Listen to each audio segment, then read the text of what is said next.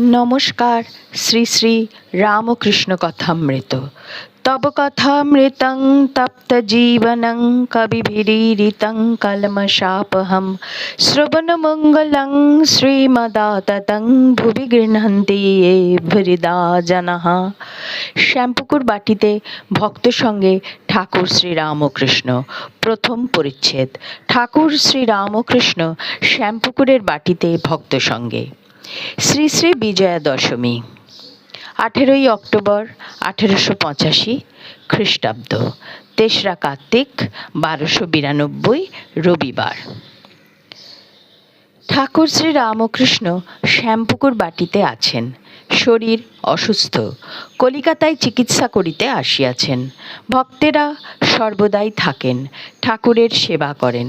ভক্তদের মধ্যে এখন কেহ সংসার ত্যাগ করেন নাই, তাহারা নিজেদের বাটি হইতে যাতায়াত করেন। শীতকাল, সকাল বেলা 8টা। ঠাকুর অসুস্থ, বিছানায় বসিয়া আছেন, কিন্তু পঞ্চম বর্ষীয় বালকের মতো মা বই কিছু জানেন না। সুরেন্দ্র আসিয়া বসিলেন, নবগোপাল মাস্টার ও আরও কেহ কেহ উপস্থিত আছেন। সুরেন্দ্রের বাটিতে দুর্গাপূজা হইয়াছিল, ঠাকুর যাইতে পারেন নাই। ভক্তদের প্রতিমা দর্শন করিতে পাঠাইয়াছিলেন। আজ বিজয়া, তাই সুরেন্দ্রের মন খারাপ হইয়াছে। সুরেন্দ্র বাড়ি থেকে পালিয়ে এলাম শ্রীরামকৃষ্ণ মাস্টারকে। তা হলেই বা মা হৃদয়ে থাকুন। সুরেন্দ্র মা মা করিয়া পরমেশ্বরীর উদ্দেশ্যে কত কথা কহিতে লাগিলেন। ঠাকুর সুরেন্দ্রকে দেখিতে দেখিতে অশ্রু বিসর্জন করিতেছেন। মাস্টারের দিকে তাকাইয়া গদগদ স্বরে বলিতেছেন, কি ভক্তি! আহা, এর যা ভক্তি আছে! শ্রীরামকৃষ্ণ, কাল 7টা 7:30টার সময় ভাবে দেখলাম তোমাদের দালান, ঠাকুর প্রতিমা রহিয়াছেন।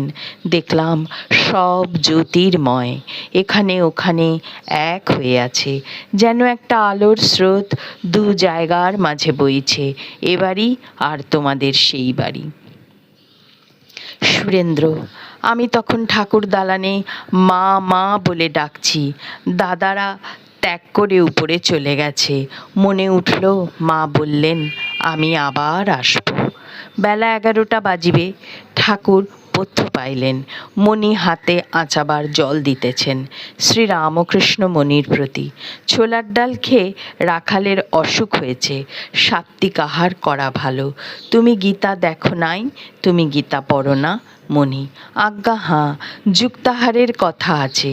সাত্ত্বিক আহার, রাজসিক আহার, তামসিক আহার, আবার সাত্ত্বিক দয়া, রাজসিক দয়া, তামসিক দয়া, সাত্ত্বিক অহং ইত্যাদি সব আছে। শ্রীরামকৃষ্ণ, গীতা তোমার আছে? মণি, আজ্ঞা আছে।